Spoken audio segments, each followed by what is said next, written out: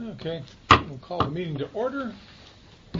Jeff Pulsford, would you like to lead us in the Pledge of Allegiance? Yes, sir.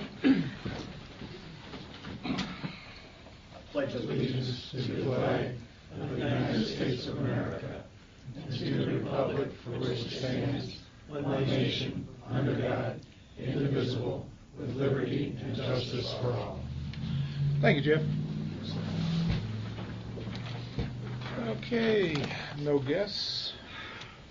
Minute approval for a regular meeting of 7/20/26. Comments, criticisms, changes, modifications? Dan, that one little change got made then? Yes, sir. Okay, I'm good. Lacking any other comments, I'll make a motion to approve the minutes. Okay, second. PJ, Yes. Riley, Yes. Michael. Yes.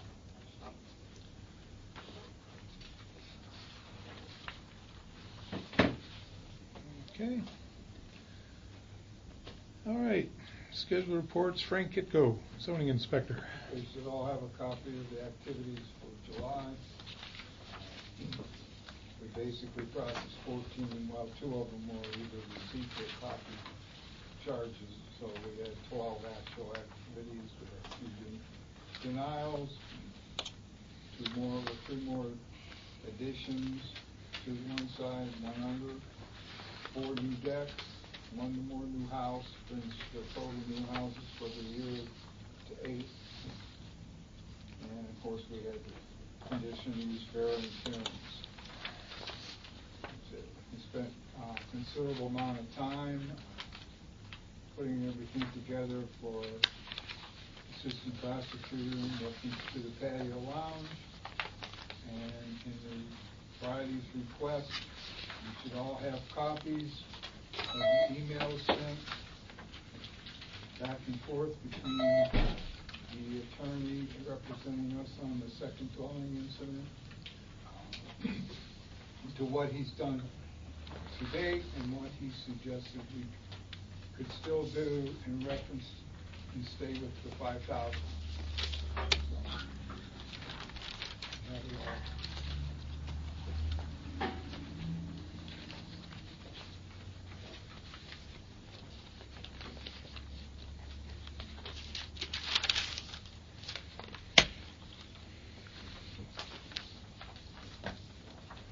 Okay, any questions for Frank? Where are we at with the patio? Patio? Yeah. I don't know where we are. We prepared what she asked us and sent it, so that's the last I know. There's nothing In other going on in the words, she patio asked- right now. That's in Kristen's hands. Right, she She's asked me supposed to to give set her up. information, which we did, the dates and so forth that I could attest to, or the dates that some resident could attest to, certain, like the loud music, different situations. It was all sent to her for her request. And I believe the last correspondence we got from her is that Yeah, and it's now all in her hands. it's in her hands, and she contacted us regarding the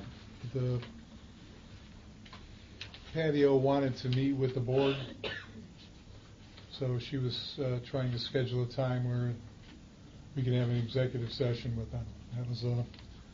That's where it was left off, as far as I know.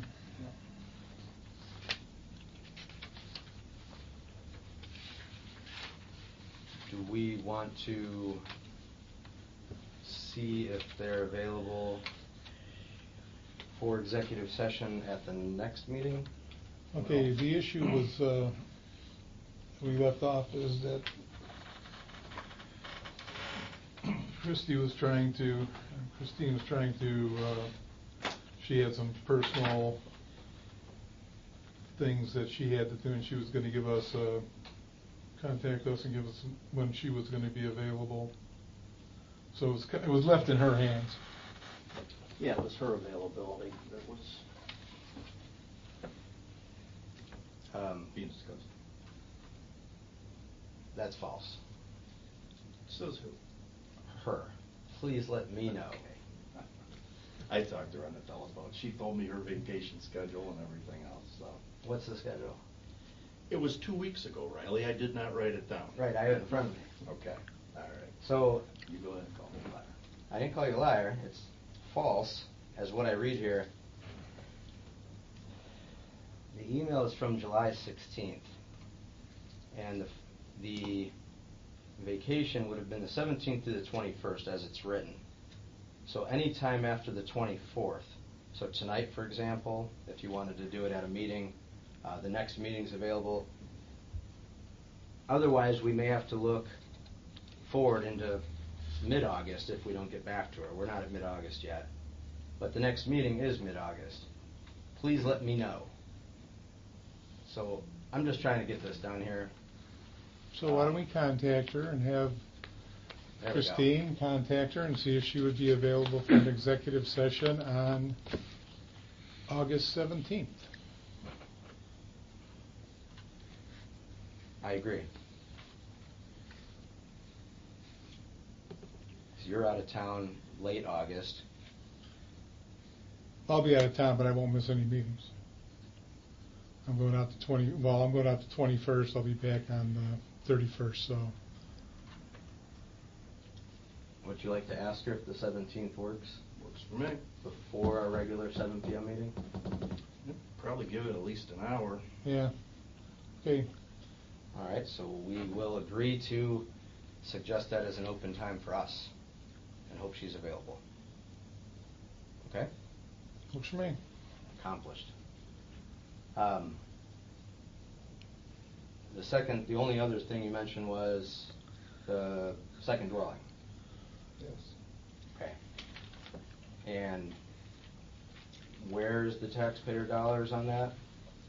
We're still under our threshold? We're still under a threshold, and he has a proposal what he would like to do, and he said he can do that and stay at the 5,000 or under. What he would like to do. And I did not authorize it until I talked to you guys. So you have it there, look at it, tell me whether we can go forward, and if we do, we'll send him an email and tell him to go forward.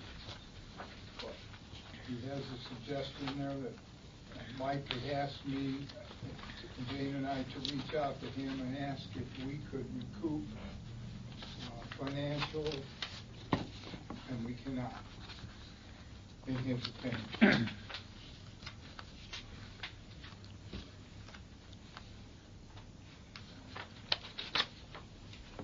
Okay, and just as a side note on that, I probably buried it already.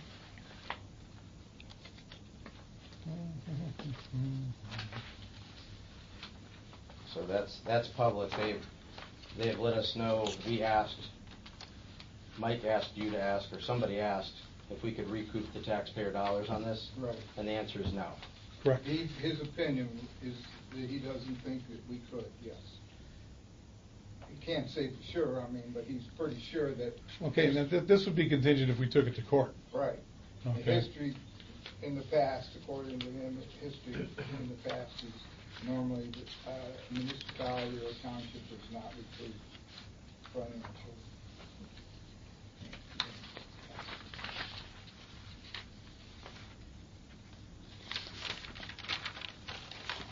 Okay, as a side note to all this, and you've all been copied on this, I had a letter sent up to Linda Crombie, the Geauga Planning Commission, and this comes back into the issue of where we have let's say a disagreement on what a dwelling unit is. So I sent her a letter. Auburn Township is requesting clarification on definitions that are in both Geauga County's model zoning and Auburn Township zoning resolution regarding dwelling and dwelling units. There appears to be confusion since the prosecutor's office determined that if a dwelling is not occupied, it is no longer a dwelling, even if it meets the criteria for a dwelling unit. If this is the case, can you initiate a corrected definition of dwelling unit so there's no confusion and someone has to be living in the structure for it to be a dwelling? Thank you for your input on this matter. I've enclosed model zoning and Auburn Township's definitions for your convenience. So it's just clarification. We have what our prosecutor said and what the county commission building, and so just let us know what it's supposed to be. And the reason that's critical is because the model code is what we use to make our zoning resolution in Auburn. It's also what all the other townships use to start out with. So the statement that what a dwelling is, it becomes critical because it's affecting the entire county, not just us. So if they get together, they can get some clarification on this so we know what direction to go in. So before we do anything further, we'll wait till we get an answer on this. I got an email today. She said she received it. She'll be looking at it. So that's where we stand on that. Why would it not be a dwelling? Say a guy got transferred somewhere and put his house up for sale, there's nobody living in it. Would that not be a dwelling? Do we have that original correspondence where we're told that? I've never seen it. It's just hearsay. Do we? It's not in this packet of stuff. No, it's not. Like, when did that happen? I don't know. Right, It's going back a ways. It is back a ways, and I remember seeing it in black and white, so. Can we find it? No, Well, I will diligently look for it on my phone here. All right. Stupid question. Is definitions spelled wrong on purpose? Yes, it is. So it was, I think the county spelled it wrong too. I think the county So, had it spelled wrong too. so we just copied it over with the wrong spelling. Because we did it too. Auburn copied the bad spelling. So maybe we want to fix that. Or not.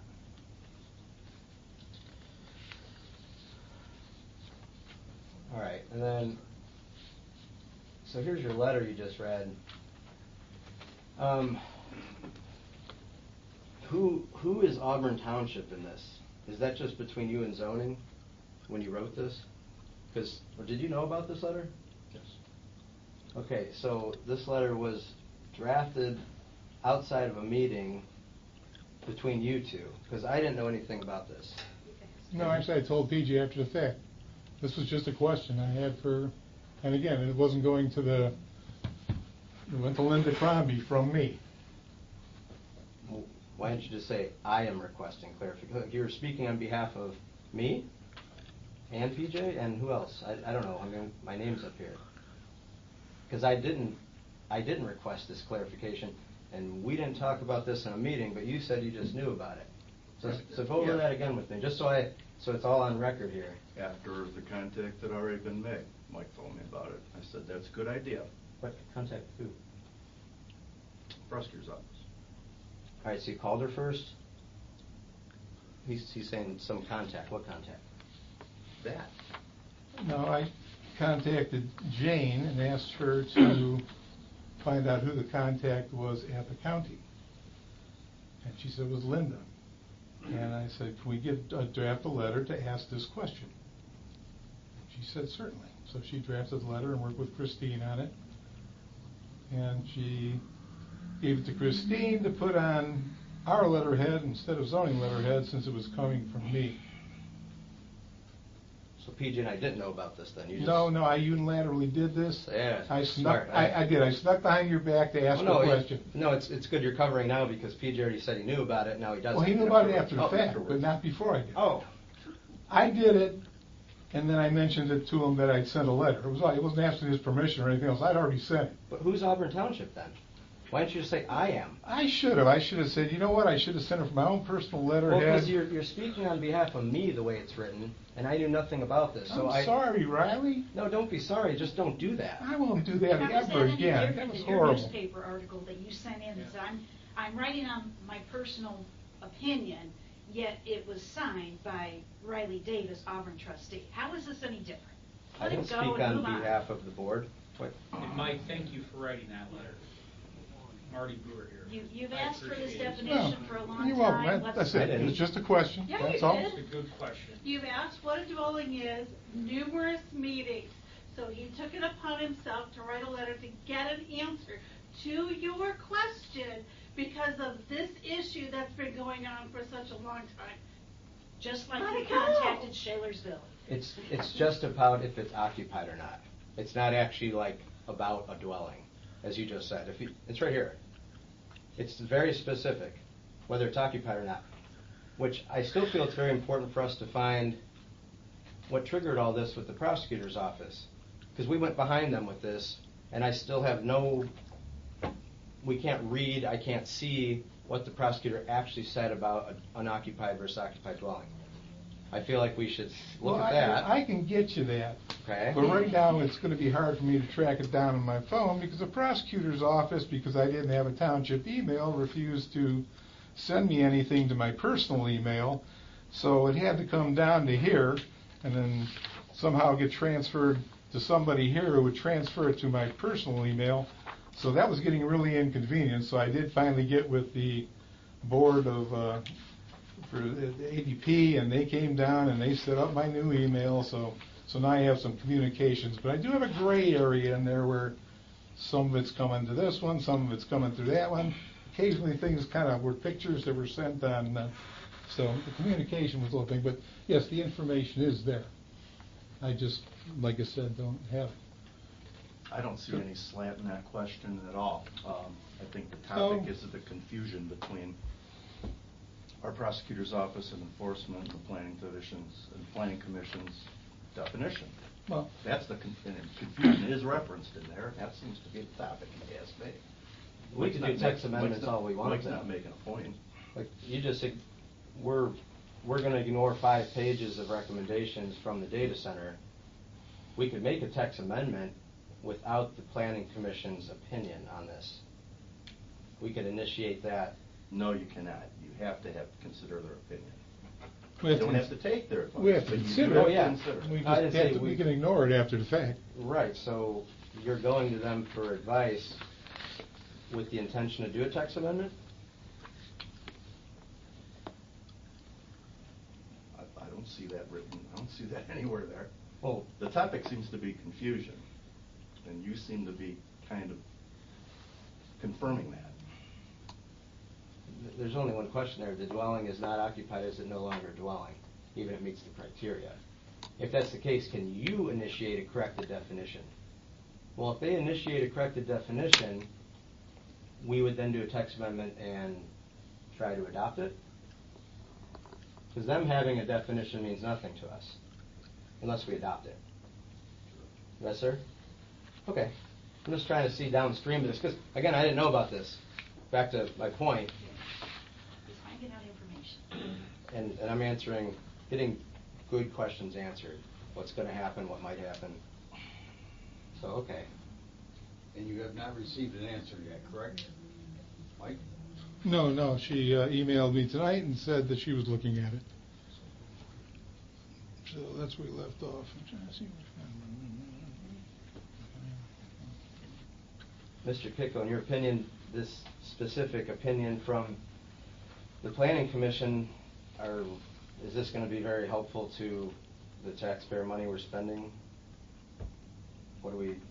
How's that going to, do we want to pass that along? It's a clarification that I think what Mike is doing and what we're trying to do here is the entire county uses model zoning.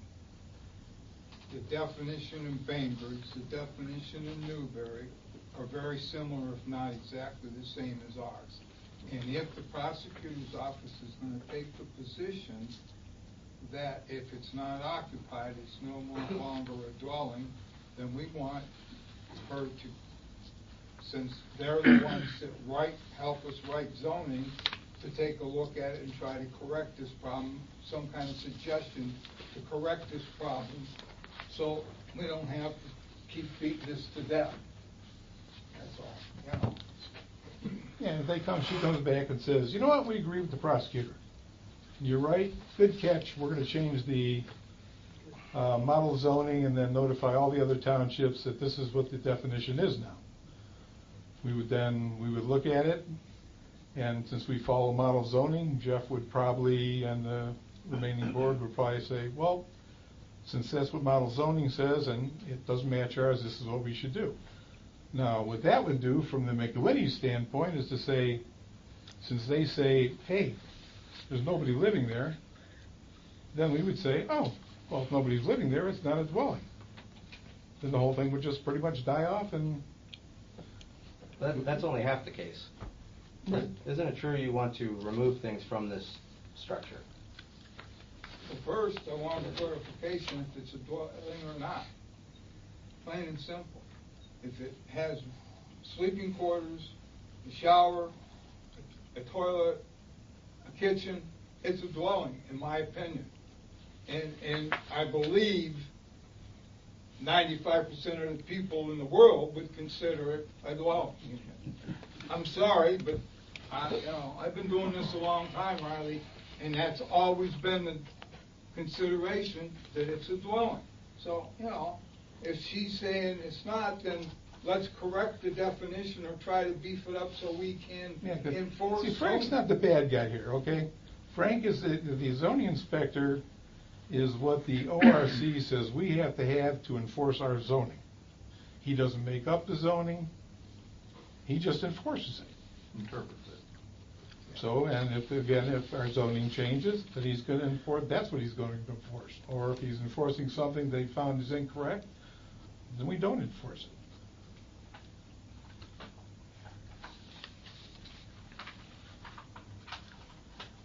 So we had a call a couple weeks ago because of this. It gets around town that the threats to the residents, that's what the letters are called. They're called threats. And Who's calling them threats? He does. The legal, a threat, when you send these letters out to stop doing something, the short-term form are they're legal threats. Who's calling them threats? I don't know, a law office? Whose law office? Well, I can look it up for you right now. Where I was going with this, we received a call from a concerned resident because they were advertising that they had a second dwelling. 16970 Auburn Road. Is there anything, because we voted to get these threat letters or from zoning, have you done anything about that one from the last couple weeks, or do you plan on it? I haven't done anything. I gave her my answer, and that was the end of it. Who's her? The realtor who called me, I gave her the answer. That's the last I heard of it. I told her that this has been determined, this has been discussed. The people started to go to the Board of Appeals and withdrew, and I left it at that.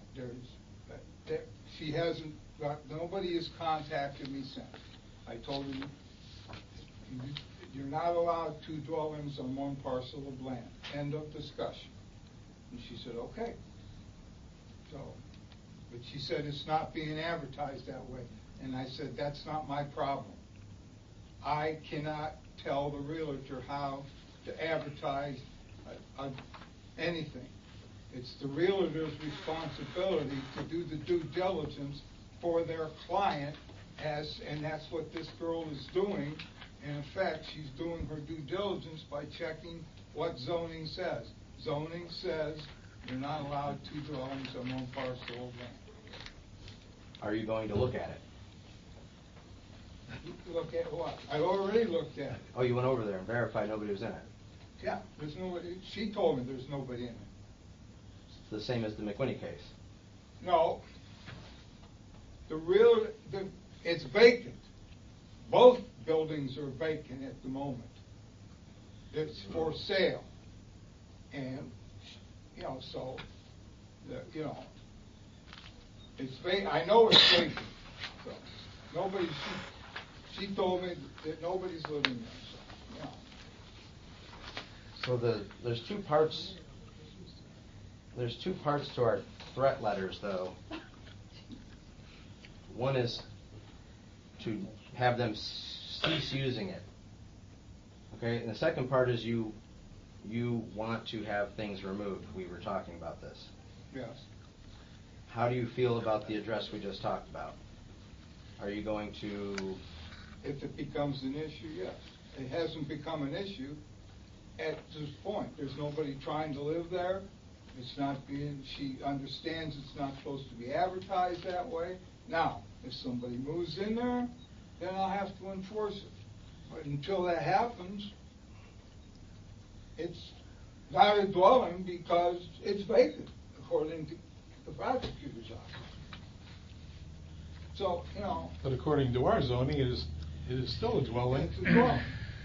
Which is why It was I always- kind of wanted it to was get a that question dwelling- asked. It was a dwelling 30 years ago. There were two dwellings. It was originally built for the caretakers that worked the farm before the Meadows was developed. But I only see this model zoning part. Is there another part in our zoning that talks about the showers, bathtubs, ovens? no, Riley, we've been over this. No, this is really important to me. The bottom line, dwelling unit. Space with a building comprising living and/or dining and sleeping rooms and space for cooking, bathing, and toilet facilities, all of which are used by only one family for residential occupancy. You're right, the word toilet isn't in there anywhere. No. So, in the McWhinney situation, you, as it reads, you want to remove things. How is that any different than the person that called in? That's what I'm asking. Well, the difference is, I don't know anything about this other than it was used to be occupied. This, I know, people were living there. I have no proof that they've ever left. That's the bottom line. There's nobody here living in this one down the road. I don't know if there's anybody living there. I can't even go there and see. But you didn't go to this one and see either. I don't have to. It's been vacant for years. It's been vacant for 2 or 3 years, maybe more. I guess what the question he's asking is, when they sell the house, are you going to follow up and make sure the second dwelling is vacant? Yes. And if they tell you to get off, then the taxpayers going to be on the hook for some more money for private attorneys? Well, you know. Well, if the McWhinney's Either we enforce our zoning or we throw it away. Frank, I'm with you. What do you want to do? I'm just asking a question, that's all. What do There's you want to there's do? like 30 Yeah. of these though. You can't To you answer can't that question, pick on yeah, one. 5,000, maybe 50,000 if it goes to court.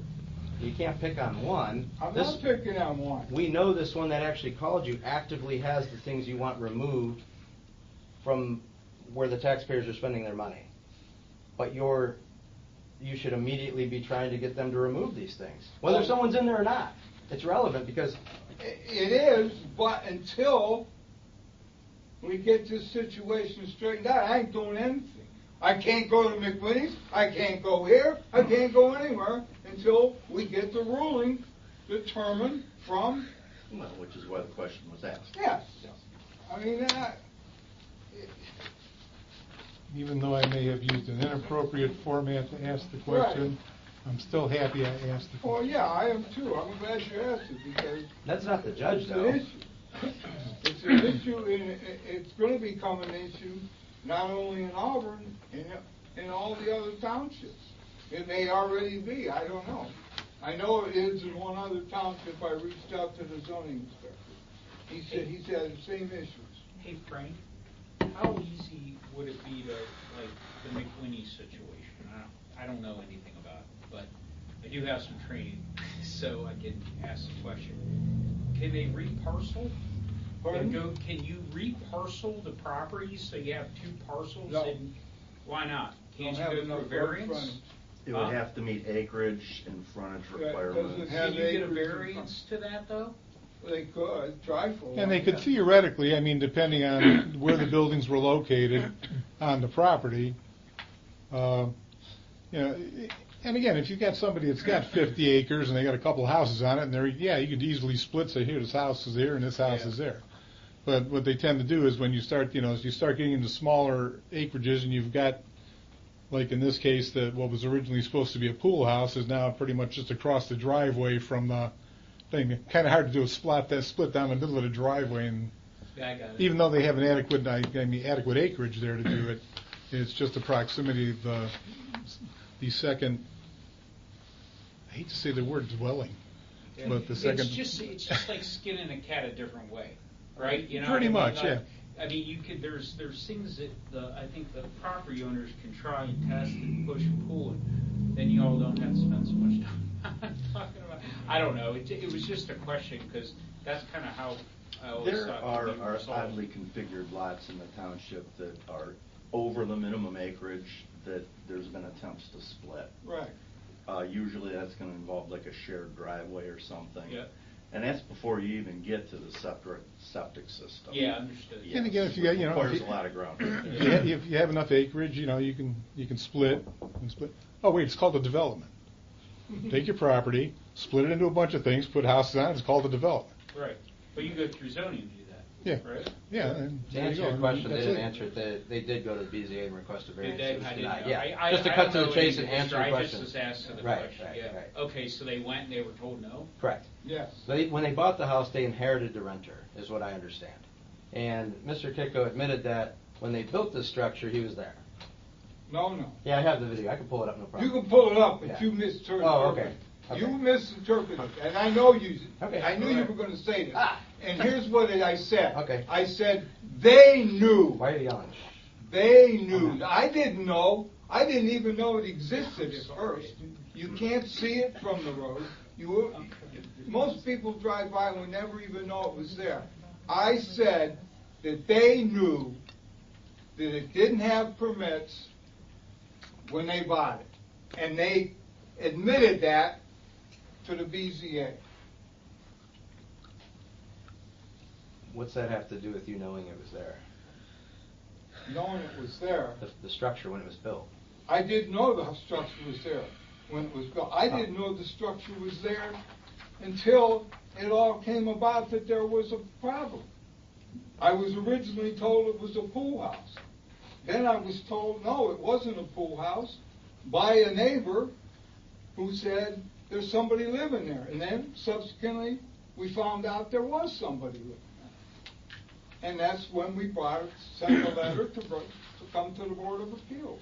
And they came to the Board of Appeals and were denied. So there's a complaint that triggered all this. I never knew any of this. This was before I came on. Oh, A no, neighbor it's complained like 3 years old. I know.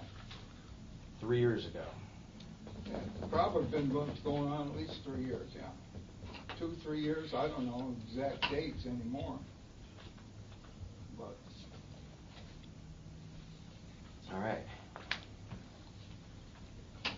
But until we get this straightened out, I'm not doing anything. Frank, that is a wise move. And I concur with that. Not that, I suppose we should make a motion to concur with you not doing anything until we get this thing rectified. I'm going to make that motion. Have a second? The discussion, you want to be more specific? Not really. I mean, this is tax dollars. Like I don't want to make a mockery out of the tax dollars, so I'm trying to ask really specific questions, because if the people can read what's going on here, I think they'd be worried. I mean, the same questions I've had for months on this, I don't have an answer to. One was, is our goal to get a search warrant to enter the property? Number two, Well, Fred, I don't think we're looking to get a search warrant to enter the property, are we? if it goes to court, Well, that would To be get- that would to be get for the people- court to decide. That will be up to the judge. that's the only way I can see that you'd be escorted or allowed to enter the property, is through a search warrant. It'd be a judicial order.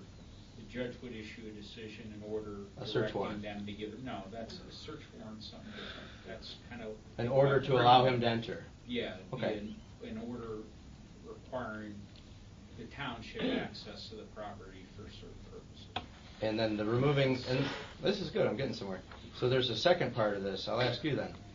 The items, the toilet, the oven, the bedrooms, all that stuff that would need demoed and removed, is that a different court case, or is this all wrapped into one? Probably get all wrapped into one. So we want to get an order to force them to... If they didn't do it, yeah, if they didn't do it voluntarily, that would be the next step. And if that order comes through, then we have to apply that to Just all the other... parties to the litigation. It wouldn't, like, you'd have to do some kind of zoning thing or some kind of ordinance to mandate it. Like an ordinance in there, you'd have to pass some kind of order or ordinance as a township to get them to do that. The judge isn't going to, like, say, non-parties isn't going to issue an order that binds people that aren't parties to the proceeding. I don't know if I missed, could you state your name? Oh, I'm Marty Boer. I'm sorry. Okay, I'm just wanted to get that for the record. Yeah, go ahead. Because we're going to have all No, kinds. but I'm just kind of thinking out. Only I mean, because the we're going to have all reality this is, stuff Riley, on. See, this is being televised, Yeah, so all the stuff's going to be on there. But and- the reality is, Riley, like, you got a proceeding that would be against the, I don't want, people X with a dwelling that won't let you on. You go to court, the judge says you have to let them on. Then you let them on, and then let's just assume that it's occupied, and that the township makes a decision they want to enforce their zoning ordinances. Then you go back to court, probably same judge, right? Because it'd be a continuing proceeding at that time against, it'd be Auburn Township versus whoever owns the property, right? And then you go back to the judge and say, hey, this is a result of our inspection. We asked them to remove these things. They didn't do it to our satisfaction. We need you to order them to remove it. Then the judge decides. They might deny the request, right? The initial one to go on the property. It's just the judge kind of looking at the law and making the decisions from there. And it would bind the township vis-a-vis the party that owns the house or owns the property. That make sense? Yeah. How expensive could something like that be? Depends on the lawyer. Yeah. Well, we're at $450 an hour.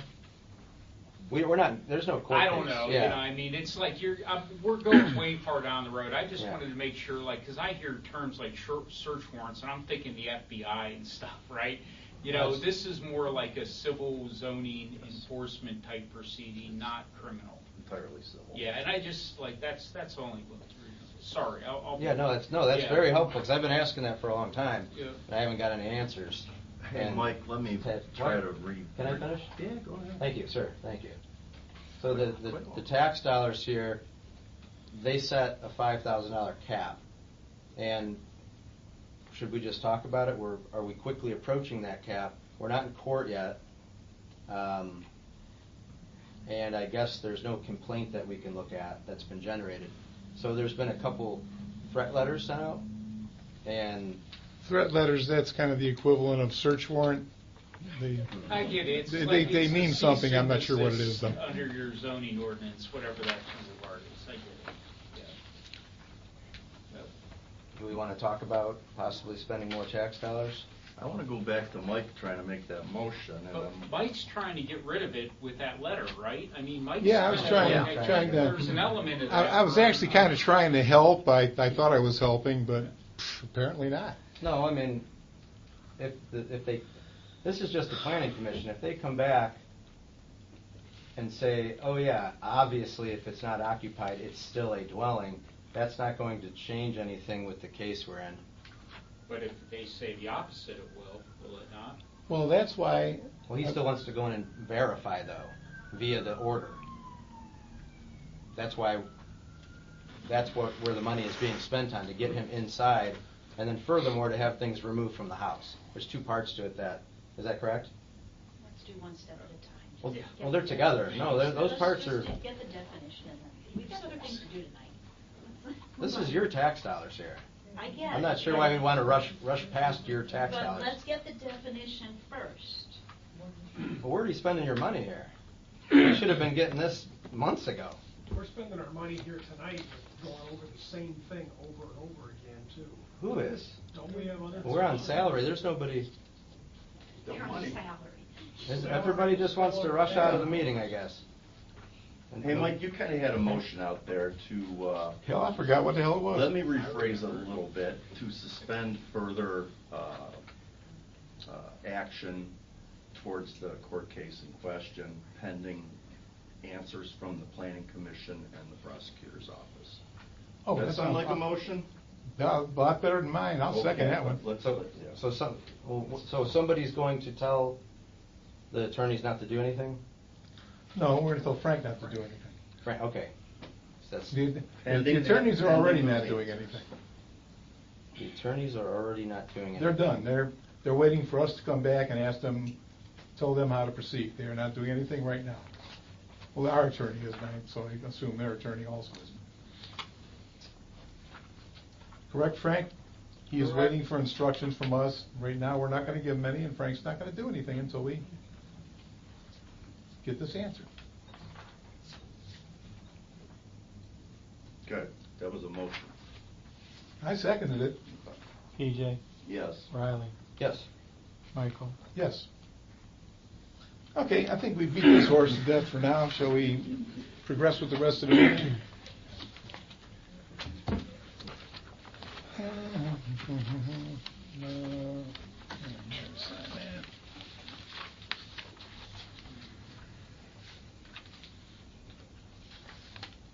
All right. Any questions for Frank?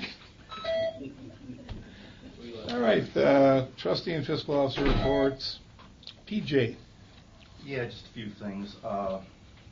One, since we're still languishing on some zoning stuff here, I mentioned earlier about the, well, it's under hot topics, data centers. And it's not the sole reason for this workshop, planning and zoning workshop. It's at Geneva on the lake up there.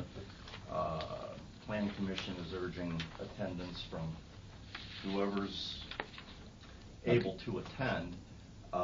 So on that note, would you like to pop into item 2 under new business? Is it there? Yes, I would. Let's do that right now. Yeah. I figured that seemed timely. Yeah. So there's a motion to Reimburse ZC. reimburse the commission and BZA members for attending that workshop, and we're encouraging attendance. It's not limited, so we're not going to put a limit on it, but except for commission members and ZBA members, whoever's willing to attend, we will reimburse. All or like a representative from each group? Anybody who wants to go. I kind of think All members. yes. Yeah, I think you would like different people to take in this information and interpret it as they see fit.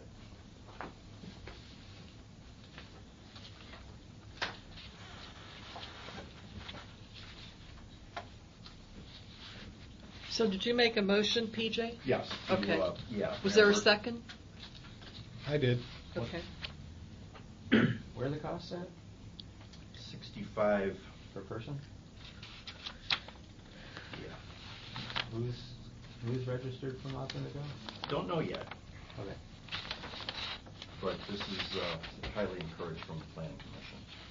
So it's 75 non-member. Well, we must be a member.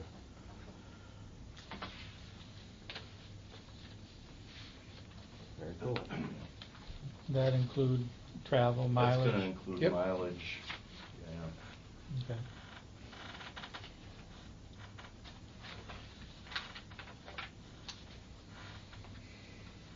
We have a motion and a second. Yes, we do. PJ, Yes. Riley? Yes. Michael? Yes. And that would include lunch also, because it's a whole day thing. Not to invade anybody's turf, but Chief, I talked to you up here today and asked you to kind of do a focused look at a building needing possibly power washed. I know this one does out here. You look at the entrance, it's Looking pretty grubby. yeah, so does the road department. I saw that the front door up there too. It's been a couple years. I even remember the contractor we hired last time, so it could be 3.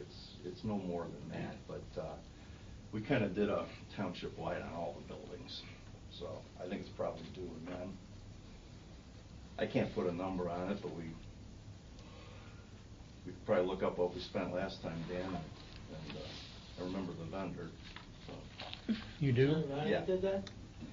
Ronnie was before that. This was Fogarty Services did it last time. Fogarty? Yeah.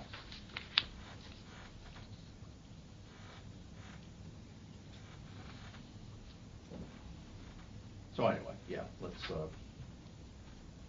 these places cleaned up a little bit. The other thing I'm gonna mention tonight is lost a good neighbor, I think a Geauga County legend. Many of you have heard of him if you haven't met him, Harry Lackamer. His township connection directly, I've been friends with him for years, but he built he did the stonework underneath the Adam Hall sign up there at Adam Hall. The stone piers that hold the sign.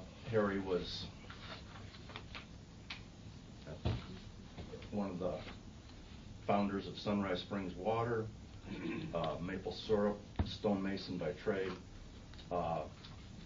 Just the kind of guy that if you had a problem that involved the building, he's the guy that would come along and fix it for you. Many of you know him. You knew him, John. I graduated with him. Sure you did. How did he die? That was cancer. He fought it off maybe 15, 20 years ago. Came back. Well, so early 70s. Yeah. Provide syrup for our pancake breakfast. Syrup for the pancake breakfast. Many of There them. you go. There you go. Yeah. Yeah, he was, he'll be missed. He'll be missed on many levels. All right. That's all I got. Howie?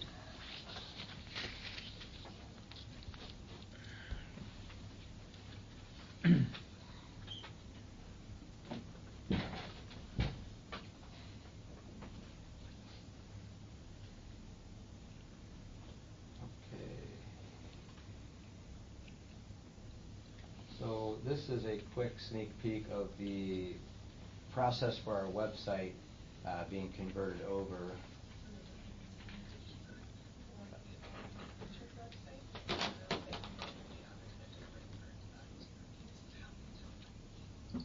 Clicking over to the new site. A couple things first, pulling some overall different colors that you were using on the existing site to stay consistent with the logo, and then bringing in some fonts that complemented that logo as well for some overall branding updates. Then looking at the home page here, starting at the very top, we have the navigation area. So this will appear at the top of every single page. So at the top, we have this bar that stands out here and offers quick links to a couple popular pages on the website. So we selected these 3 pages, could be swapped out for other pages, but put in links for meeting minutes, calendar events, and to rent a facility, which would take you to the facilities page. Just below that, we have the second navigation bar. So this has your logo, which we pulled from the website, labeling this as Auburn Township and Geauga County, and then giving people the ability to search the website. And then just below that, we have the final navigation bar that has all the main menu links for navigation across the site. So these have drop downs for government, departments, facilities, community, and then a link to contact and location.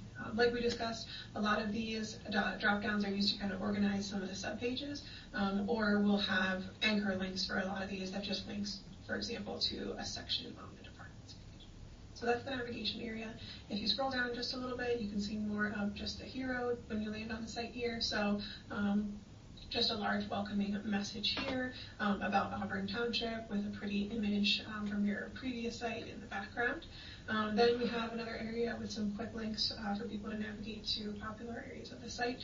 So again, linking to meeting minutes, a page for facilities and rentals, and then also sending people to the zoning department where there's a lot of other information available there as well. Scrolling down then, having a little bit of information just about Auburn Township, so taking that welcome message that's on your existing site and dropping that here for people that are browsing the site. Then we have an area that will show your upcoming events. So we pulled in what you had on the existing site so far and just dropped some of those in so you could see them as an example. So this is a carousel that will show a handful of the most upcoming events. You can click into each one of them and it has an individual post for each one with more information. And then you can also click to view the full calendar, which will show a list of upcoming events, and you can switch into view it as a calendar instead as well. So giving people the opportunity to see what events are upcoming. Then we have another section here that links people to the departments page. So just kind of trying to route people to all the different main areas of the new website. So wanting an area that clearly is labeled for township departments to send people there if that's what they're looking for, with a call to action to go to that department's page. Next, we have an area for news and announcements. So this would be your most recent blog post that you've published. We were able to import those from the existing site, so you'll see that here. It looks like an area that maybe isn't used too frequently right now on your current site, but I know on your current site you do have a news and announcements area where it is showing a few other things that just aren't necessarily added as blog posts. So I think this is a good area where you can start adding them as blog posts so you can show those updated announcements here. So this area is designed to show the 3 most recently published news and announcements, so it's kind of just like a quick preview of those announcements, and then people could click into the full page to read more. Then another section towards the bottom here, just encouraging people to get in touch with you if they need help with anything. So offering your location of your admin building, phone number, and then a call to action to go to the Auburn Township contact page, and then using an image of the facility just to make sure that is accurate as well. And scrolling down, we have your footer area at the bottom here. So again, this will appear at the bottom of every page. So again, just repeating the name, location, then we have the address to your admin building, which clicks to open in Google Maps. Phone number, email address, and then we linked to your Facebook page as well, so that's easily accessible from the website. And then just repeating some of the main menu page links here for people to continue clicking through and browsing the site even though they've reached the bottom. So overall, taking kind of some of the content and important things from your current site and creating a new homepage that offers more information, different places for people to go, but fits within that Geauga connected kind of framework and template and brings that all together. Let us know if you have any questions. Thanks. Was that ADA compliant? That is not. That's the pilot program they use to draw in the ADA stuff. Okay. They just haven't got to that point yet because it's not finalized. Right, okay. There's still a few more steps involved, but this is just an exciting milestone because it cuts us from our old viewpoint to this one, which is more familiar with the county and the other townships that have already adopted this style of a website. But the colors, everything is adjustable on there. We just kind of took this initially as a starting point. And then the residents I encourage, or obviously our administrative assistant, everybody can input and change things as they need to once it's... Well, the colors are part of the ADA compliance, aren't they? Certain shades. Yeah, they took those colors from our old website. The contrast is what ends up being the ADA part, and eventually there'll be a widget that'll go in the corner, and you can click it and tell it what you want. If you were hard of hearing, or your site, if you were colorblind, you can adjust the colors on the fly. Northfield Village is a quick example that I just remember off the top of my head. They have the same widget, which I believe we will get. Bear with me 2 seconds. Okay, so this is Northfield Village. And here's a style of a widget. My understanding sorry, where's the widget? Unless it's township. Okay, make a liar out of me. There used to be something that popped up and said, what do you need? Maybe it's this. Okay. Well, I apologize. Village of. Oh, that's probably why. Let's see if this is the right one.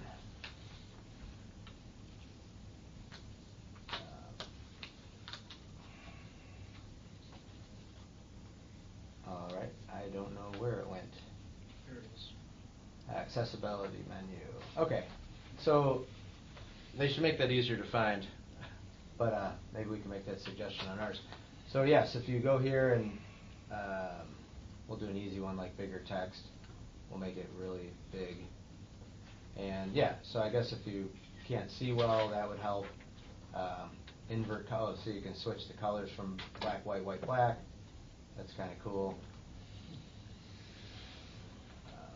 So this is what will, I think there's a monthly or quarterly recurring cost once we do turn on the ADA, which we're going to wait. So phase 1's getting the new website that it can accept it. Phase 2 will be implementing ADA per the state's requirement. Can you click on dyslexia friendly? I have to see what that's about. I don't know if I have to override these other ones. Hold on here. Let's make it a little more normal if we do that. All right, so everything's back to normal. I click dyslexia friendly. Oh, they changed the font. Let's take that off and it'll go back to normal font. See? So it just gives you font options on the fly, I guess, in case you don't like Times Roman or whatever. So that's cool. Yeah, so there's quite a bit here, but this seems to be, this user way is one of, there's only so many companies that manage the ADA compliance part of this, and I've seen this several places, but I knew it was here. I believe this is who we'll adopt, but we are going to wait, unless the residents want to pay ahead of time for if somebody needs it. I'm more than willing to present that, but as it stands, we can wait until it's required and then turn it on. The reason there's a fee attached to it, an ongoing fee, is because this company in the background does audit our website, because as Ms. Blazer makes changes, there's no way for the ADA compliance to know that the changes are in compliance. So there's ongoing audits. And this is all part of the state requirements that will roll out eventually. I don't know if it'll apply to the fire department. We've already looked at it. You looked into doing it? We comply. You're in compliance? Yes. Okay. Yeah, so we weren't, and our website needed some work. You just got a new website, so, yeah. So, that is that. That's really all I had to report on. Is any questions or suggestions on the website? If not tonight, don't be afraid to email, call, text, whatever you want. So Lorraine, that compliance date got pushed back. Correct. Yeah. To April 28, it was April 27. Yeah, I remember talking after the convention with you and Dan. So yeah, I thought that got changed. So what's the cost per month on that? Roughly. Don't hold me to it, but let me see here. ADA compliance.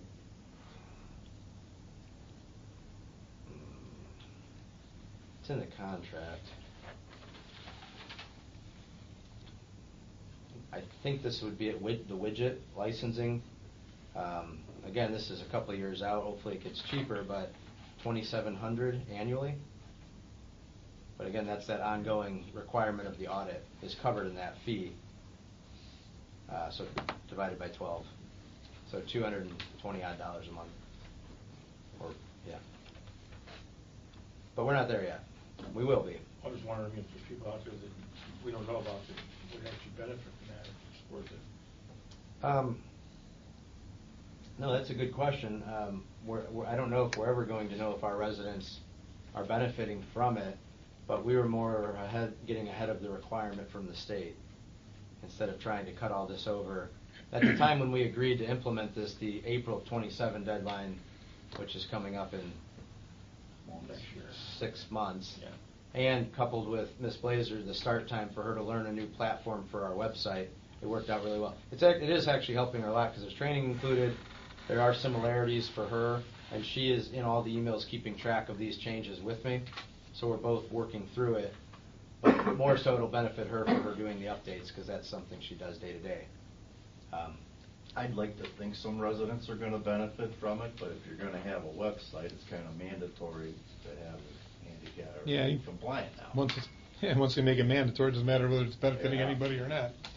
I guess, I mean, the rumors were there'd be people, litigators, that would spend their time going after government entities that have not switched, and we don't want to be on that end of things either, so we might as well, all the stars aligned, get it done once, get it done right, and it'll help with, again, the new secretary as well. So that's how this came to be, and we're making good progress. So thank you for dealing with the 6-minute video there. I hope somebody got something out of it. Did that take care of all 15 pages you paid for? I think we have a couple spares left. The biggest thing I did save money was this anchoring thing she mentioned, if you caught that. I didn't know about it. She actually told when I went to the meeting in Chardon. I said, what's that thing where you just put a bunch of stuff on a long page, and when you click something at the header, it flies you down to it? It's a new style I'm seeing. She said anchoring, maybe reluctantly, because that saved the township, whatever it was at the time, 15 pages we didn't need. And I didn't want to have 30 pages of stuff like we do, because we have a ton of inactive links, we have information from 2020 or 2022. It all needs cleaned up. So cutting the page count down is a big win, and financially, we did that as well. Without, I don't know what it saved, maybe 150 times 15. So that was the savings from cutting the pages down. But if we need a spare one, I believe we have it still. Great question, thank you. Anybody else? All right, thanks. All you, sir. Dan Matsko. Okay. Since our last meeting, I processed 14 electronic payments totaling $35,403.14, and there's our payment listing up there, and 14 warrants totaling $9,898.58 for a total of $45,301.72. I was able to reconcile July, and as of July 31st, in our primary checking account, we have $1,022,989.69.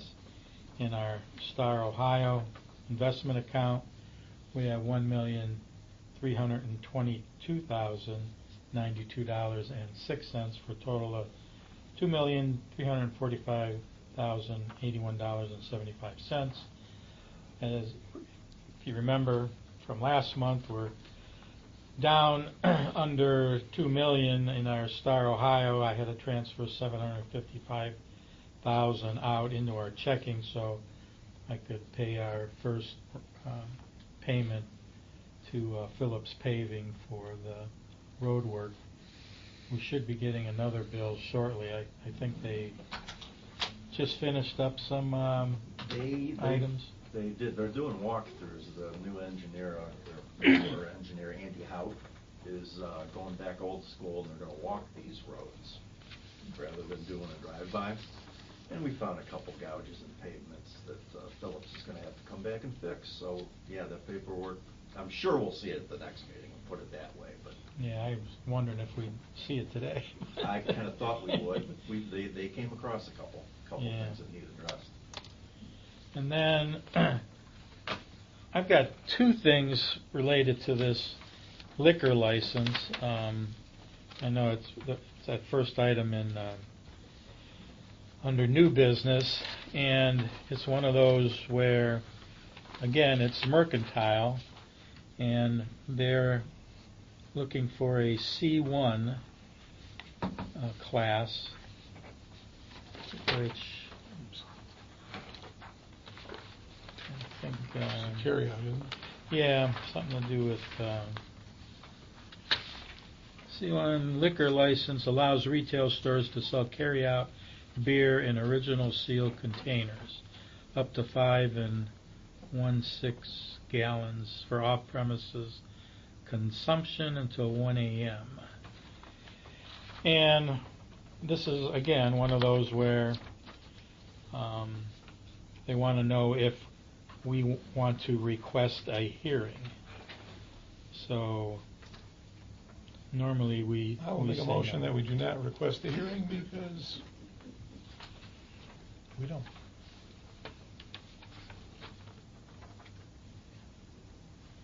Is there a second? I'll second. Riley, you second? Yes, sir. PJ?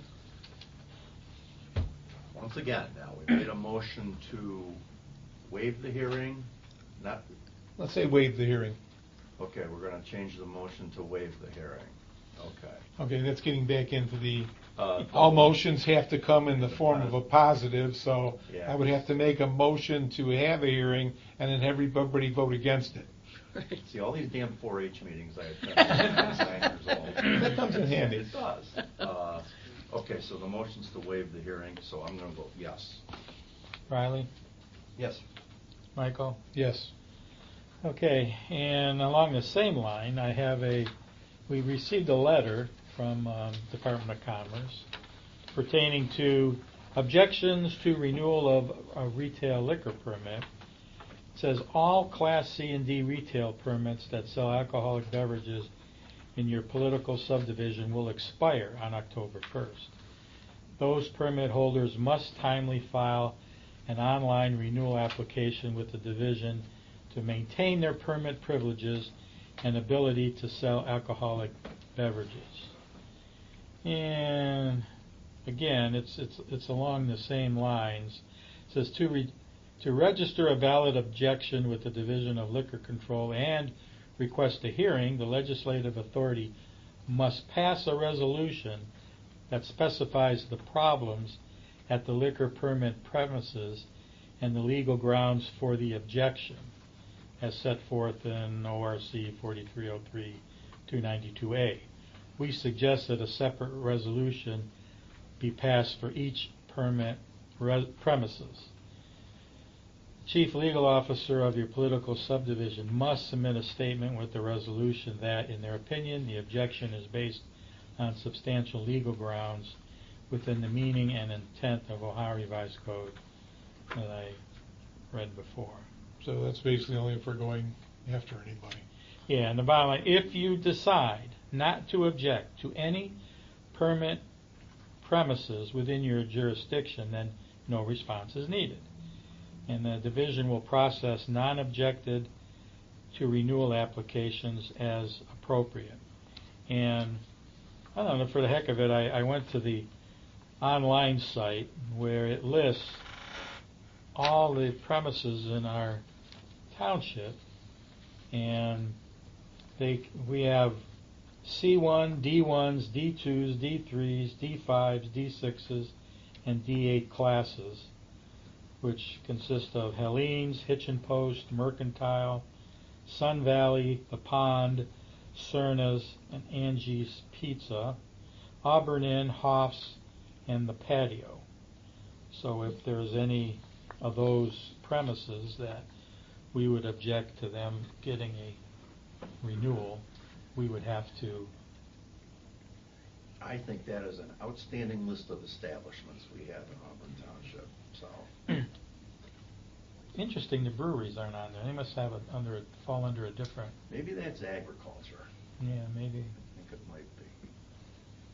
So yeah, I mean, unless we've got a bunch of complaints in the sheriff's department and all that, but I'm not aware of anything.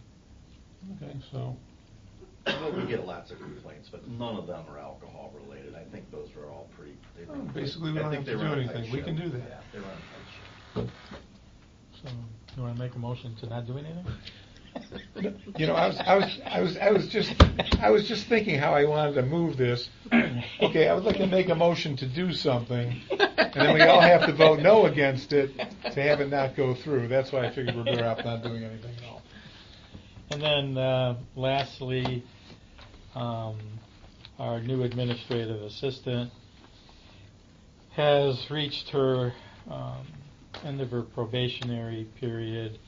She's now getting all the health and insurance benefits that are allotted to an employee. So I don't know if there's anything anybody wants to do. Well, let's say one thing. I think as we discussed on the phone, right now we're not really clear in the way our things are written, whether employee's starting date is on the date of hire or the date they start working. Historically, I guess you check with the road department, and they've used date of hire. Generally, there's a 2-week period that they leave their previous job, and I know that was the case here. Right, and so that would be, well, that's the difference between date of hire and date of start. Of what we want to, we have to establish how we want to handle that and what we want our policy to be. Right now, it doesn't seem to be clear where the 90 days starts, whether it's, Yeah, I mean, it's not clear. I think it should start on when you start working, not when first you're day hired. of work, yeah. Yeah, I would tend to agree with that. But Now, Article 2 of in our current manual, under 2.1 probationary period, it says, upon appointment by the Board of Trustees. So that, I would interpret, signifies the date of hire, the date that you voted to accept that person as Yeah, for I wanna employment. make clear All this- appointees shall serve a minimum probationary period of 3 months. Mhm. So, Well, no, it's an appointee. I don't know. It's a, you know, I know our past precedent has been with the road department that I talked to a superintendent today, and he said it's always been the date of hire, which was the date that the board voted to hire that person, whether they started work the next day or in 2 weeks. So that's kind of what I've been going by. well, right, wrong, and different, if that's what we've been doing, then I would say that we continue that for Christine. and Yeah, decide I if- want to say in no means does this do I mean any negative comment on Christine, but maybe we ought to clear that up. We should get that in our clear, we should get manual. it clarified. Yeah, I have no problem with that. So really, Dan, this is a point, do we do it now or we do it later? Yeah. I'd like to keep her, so. Now, in an email I sent to you, I also mentioned the possibility of an increase in her salary at this time, and I don't know what the board thinks of that, but it's up to you guys. I think end of probationary period generally coincided with a slight bump in pay. Used to be $1 at the road department, but that was back when we were talking $15, $16 salaries. So percentage-wise, we're beyond that, obviously.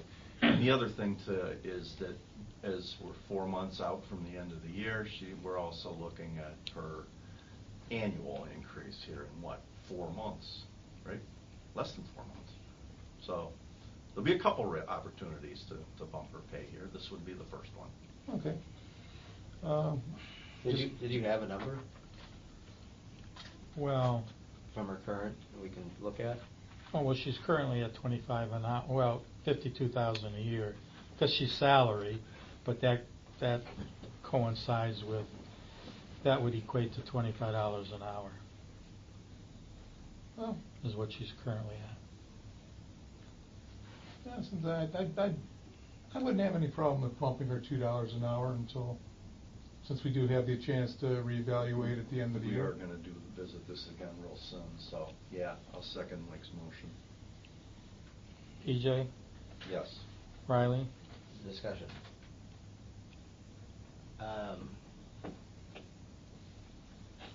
What was our last administrative assistant making? It was about 65,000 a year. What was that on hourly? 30? That divided by 2080.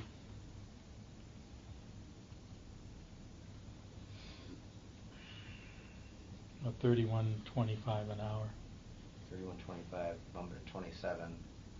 The COLA, if the COLA was the same as last year at 2.8, 2.8. That in January, after the COLA went into effect, it would be 75 cents on the $27 that you're proposing, so $27.75. Not necessarily, Riley, because we've had several new hires over at the road department, more than I care to count right now, and we always address those guys in addition to a COLA. They would. So you're proposing the COLA plus another annual end of year? We can do that, yes. Do whatever we want. All right. So there's a second to add $2 per hour. Yes. I already voted.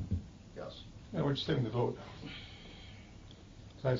I called for discussion before you voted, I thought. Sorry. Well, yeah, but, no, PJ voted, then it was to you, and you called for discussion. Yeah, we're not limited to doing a cost of living adjustment. We're, well, Dan, you were here for, who did we bump? Thad? Yeah. Brian got a bump, I remember, when he was transitioning from part-time to full-time, so, I mean, you address it as Nathan got a needed. bump when he got his CDL. Yeah, you're right. Yes, he did. So, yeah, there's no limitation on that. Yes, in the order of voting. Yes. Michael, yes. Okay. Anything else, Dan? No, that's it. Okay. Oh, I do have an update on Matt if anyone's interested. Yeah, how's he doing? We did hire someone to temporarily replace him to clean. But Judy just sent me a text. It's been a little tough since Friday's surgery. Apparently, he had a feeding tube, and it got infected. So they had to take him back in for surgery. This is after he fell out of bed, had a second brain bleed, in addition to the one he got from the accident, which set him back. So now she says, he's more confused and words are hard to understand, but all medical people say it's because of so much time in ICU, so loud, so bright, so busy, and she's looking at some skilled nursing facilities to get him out of ICU so he can start getting some physical therapy. But yeah, it's been about a month now, I think. Right before the 4th of July. It was just, a day or two before. So, yeah, maybe that's all I got. Okay. While we're on the subject also of Ms. Blazer, we were talking. This is our manual, so to speak. Do you guys want to read? We were talking about probation appointments. Do we want to change this? I mean, this is a good time to. It's here now. We were just talking about it, or leave it alone. Well, we definitely want to get it clarified, but I want to look at it before we come up with exact verbiage. I don't want to just say, oh yeah, by the way, it's because my gut feeling is that we should have it start on when they start working. First day of work here. First day of work, because that's the most traditional way to do it. I mean, 'cause if you have somebody, it's like, okay, we're hiring you. Oh yeah, well I need 2 weeks or 4 weeks or whatever, and it's the clock is starting to run. I'm just going to throw out there, if this can be a simple clarification in that one paragraph, work it out. I would prefer to go with Mike's logic, their first day of work here. Or training. Yeah, or training, yeah, whatever, yeah, first day they're here on the clock. Yeah. That's how I'd go with it, and if it's a simple fix, Riley, Mike, Dan, you guys work it out and send it We're out like 2 weeks off for 90 days from her work versus appointment, roughly. Only a couple weeks. Well, we already said that we're Yeah. going to. Oh, right. Yeah, we're going to go with both. Yeah, it's But irrelevant. this will then just be for the future. So we could just table this paragraph to fix it. Yeah, I mean, I'd like to think I'm not going to. You want to make a motion to say that probationary period starts when they begin work or training? Yes. Okay, well, that'll be a motion. That'll be a motion. I'll second. EJ? Yes. Riley? Yes. Michael? Yes. And she's still a salaried employee, right? Well, so I talked to her about that as we look at the whole township. Can we discuss switching her to hourly? Just have an open discussion about it. She would prefer it. As it stands, we have two total employees out of 13, 12? Well, 5, 7. Not counting the boards. Well, I think we gave her we were open to the option up front whether she preferred hourly or salary. So, I mean, if she wants to go hourly instead of salary, I'm fine with that. As long as the numbers are the same, whatever. Yeah. They may not be. It'll allow her, if we need, this is why I proposed it to her and talked to her about it today. If we need her on a Saturday, Sunday in the evening, I don't know that it's fair if she's already doing her 40 hours on salary, that we would expect her to help out if she needed to. So I said, hey, wouldn't it make more sense and be more fair if you were on hourly like everybody else? And she was very receptive to that. To that point, she's the only full-time employee. And Mr. Phillips. That's right. That's right. Jane. I was gonna say, 'cause, well, No, no, just she's on hourly. hourly, and Frank's part-time. Okay, you're right, yeah. He's appointed though, we're not talking about that either, it's different. Or no, I'm sorry, he's not elected, yeah, okay. I'm good with. Trustee, yeah, I'm good with either way. I gave her the option up front. It will, to be, I mean, to full disclosure, it'll allow for her, because currently she can't apply or, she's not eligible for any overtime, comp time or overtime as it reads, because overtime, or the salary is set. So I'm just trying to be fair with her as if she works extra hours. No cap to it or anything like that, it's just everybody else is treated the same way. It's fair, except Mr. Phillips. So he'll be the Lone Ranger on salary at this point if we so adopt a change for her. So I will make a motion for the administrative assistant position moving forward to be viewed as hourly instead of salary. Yeah, and I'm gonna second that, but I want to add to it, because obviously that's how we're figuring out what we're gonna pay her. So, we're thinking of it this way as an hourly position. So, yes, it does make sense to, instead of talking two different. And I will clarify that the time frame to change her from hourly to thing will be to coincide with the payroll, whatever's next payroll change, just so you don't come back and wonder whether we should do it now or not. But based on that, so we have a motion, a second. We have a motion, a second. Call for the vote. PJ? Yes. Riley? Yes. Michael? Yes. Hey, before you close up shop here, Riley, maybe I have that. you're gonna fold it into the minutes then, like we've been doing, I think.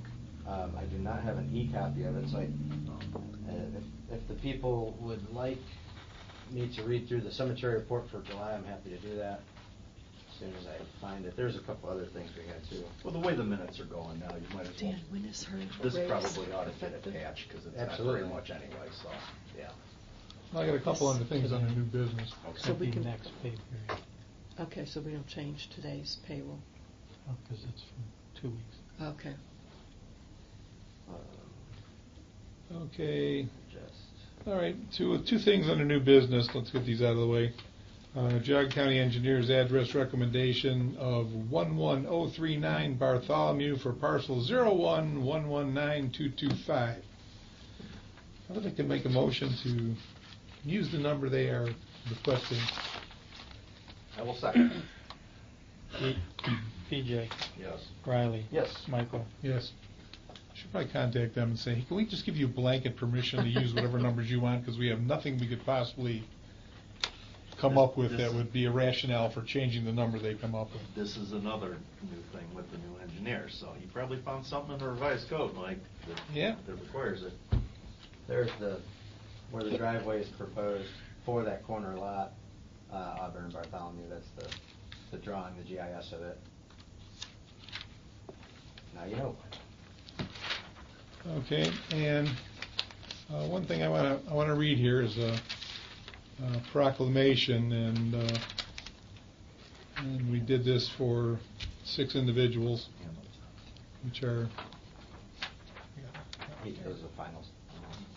we've signed and made a proclamation for each of these 6 individuals, and it'll be self-explanatory as I read it. And this is a proclamation for the Auburn Township Board of Trustees honoring Parker Crawford, Gretchen Wither, RN, Mandy Healy, NP, Elaine Sargent, RN, and Michaela Green for acts of heroism. Whereas the Auburn Township Board of Trustees recognizes and commends individuals whose courage, quick thinking, and selflessness inspire the highest ideals of our community. And whereas on the evening of July 4th, 2026, Parker Crawford, Gretchen Wither, Mandy Healy, Elaine Sargent, and Michaela Green demonstrated extraordinary bravery by working together to rescue Penelope Crawford after she accidentally fell into a swimming pool, acting without hesitation to pull her from the water and provide immediate life-saving care. Whereas their swift actions, medical expertise, and calmness under pressure prevent potential tragedy, and reflect the values of compassion, service, and civic responsibility that strengthens the bonds of Auburn Township. And whereas the residents of Auburn Township are deeply grateful for the courage, skill, and teamwork displayed by Parker Crawford, Gretchen Wither, Mandy Healy, Elaine Sargent, and Michaela Green, whose actions serve as a shining example of the humanity and unity we strive to uphold. Now, therefore, be it complained that the Auburn Township Board of Trustees hereby honor and commends Parker Crawford, Gretchen Wither, Mandy Healy, Elaine Sargent, and Michaela Green for their remarkable heroism. And we have made one of these proclamations and signed them to go to each of these individuals. We actually invited these individuals to come to a meeting where we could give this to them personally, but they declined that they just didn't really want to have people. We're happy with not having anybody talk to them or pat them on the back. They just did it because it was the right thing to do. Where did it happen?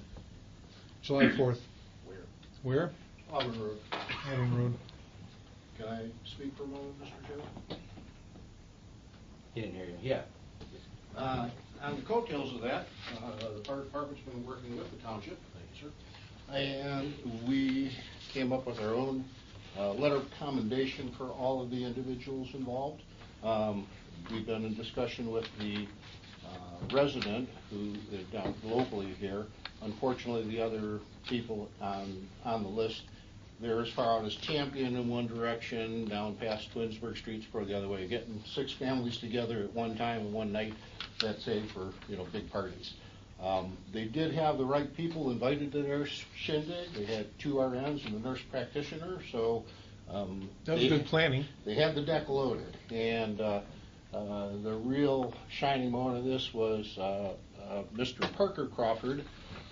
I'm not sure of the exact age, but he's probably about this tall. Okay, he was the one that notified of the pending situation going on, and that prompted the rest of the adults in the area to take the actions that they did and come up with a very positive outcome.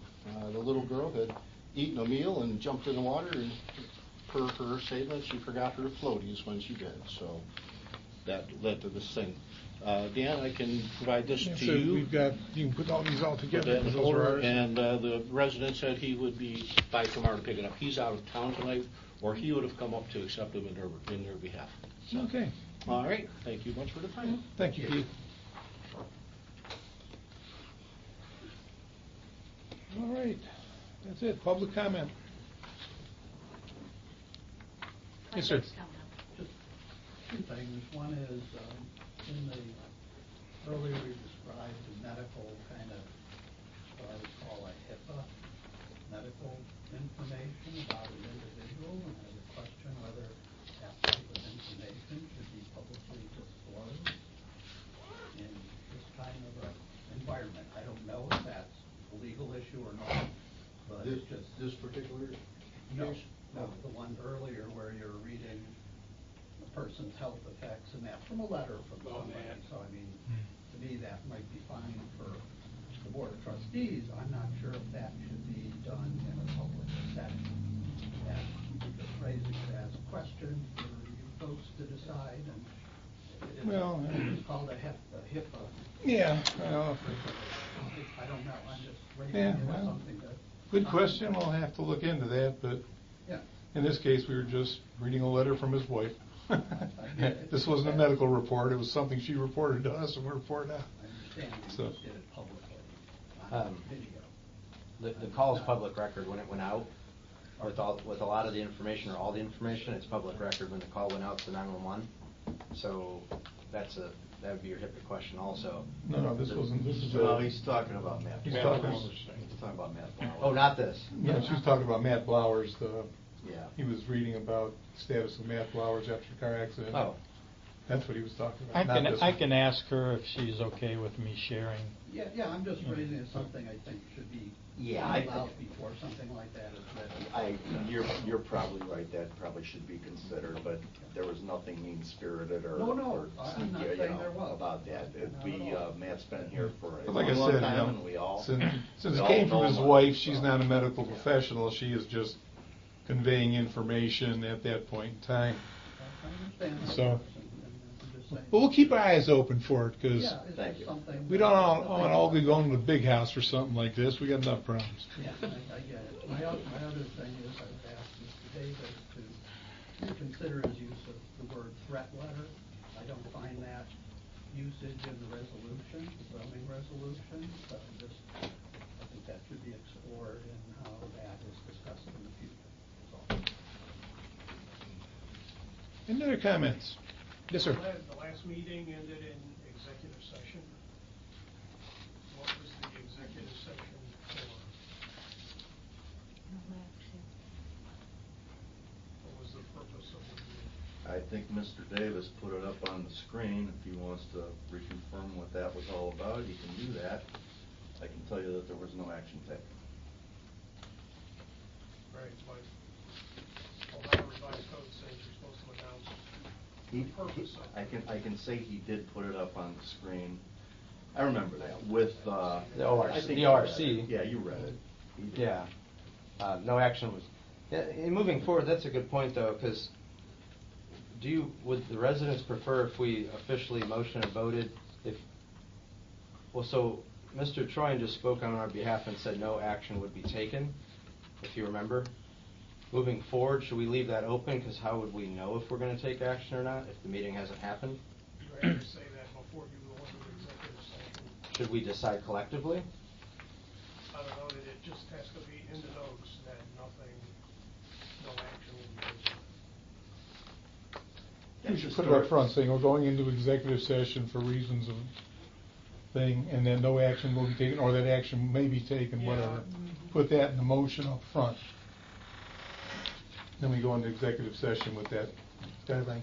The only reason we add that in there is because the people in the audience usually want to know if they were to take any action. If they are, they will all sit in the parking lot, and then we will call them back in. Right. So we do that historically as a courtesy to the residents that come to these meetings. So, yeah. Yeah, 'cause unless there's something time sensitive, we usually, just as a general rule, won't have any action afterwards, because we don't know how long the meetings are going to take, and nobody wants to sit out there for 4 hours till midnight if we get stretched out. So that's the only reason we really tended not to do that.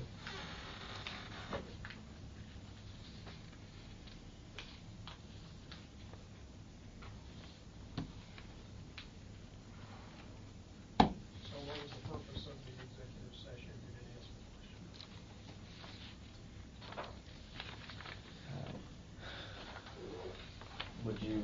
Would you gentlemen like me to explain it? You made the motion, so yes. No, do you want me to explain it? What motion? No, you don't have to explain what went on in the executive session. Don't say what was He the just wants to know what the... purpose of the executive session. Oh, I'll just bring it up so it'd be easier. Oh, but this is your threat letter stuff. There's tons of legal jargon on it. You can call it cease and desist, but I'm just suggesting it's a poor term to use. I mean, they are threats. You're threatening residents to sue them. It's not in the resolution that I have found. You're finding this definitional stuff that's available wherever Yeah. you find it. No, I find a lot of stuff. Sure, anybody can, so I'm mine. Yeah. I'm just saying it's not in the resolution based on a quick review of the resolution. That term is not used. There are other terms that describe actions, legal actions, not threat letter. In our resolution? Not that I saw. Again, I just looked at it while we're sitting. What's the term you found? Read it to you if you want. Just the term. There are a few terms. It was described a couple things, but threat letter was not used. I like that term. That's essentially what we're doing. It could be called a letter of nonconformance, because that's what it is, nonconformance to the Auburn Township zoning resolution. It was more commonly called a warning letter rather than a threat letter. Well, because you're threatening that something will happen if you don't cease by this date, etc.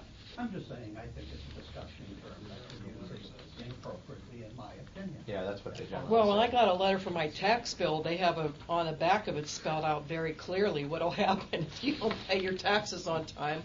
I mean, that could be a threat letter too. I mean, yeah, they outline that very clearly.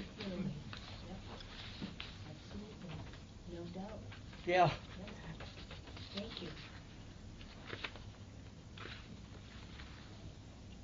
Taxes are due tomorrow. Everybody got to stick them in the mailbox. So, there's that. And it was G. Oh,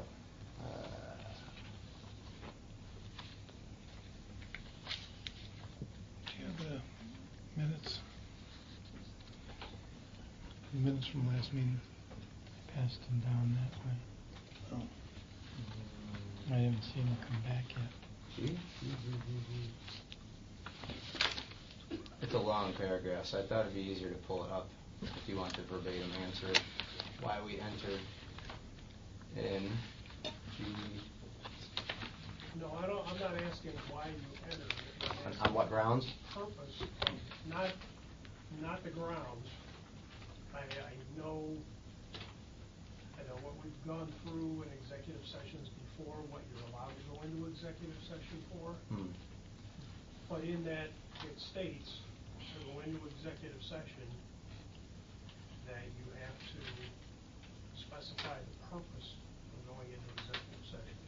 I did. I had the two words discipline and or dismissal highlighted at the time and read it as such. Discipline and or. So that was the purpose of the executive session. That's what I was calling for, correct, sir? Yes. Is that what you wanted to know? Yeah, Okay. I guess I didn't get that. You were just reciting through the ORC, so I didn't. Oh, at last meeting? Oh, I had it up there. It was highlighted. It was on the screen, and I read it. I know. Yeah.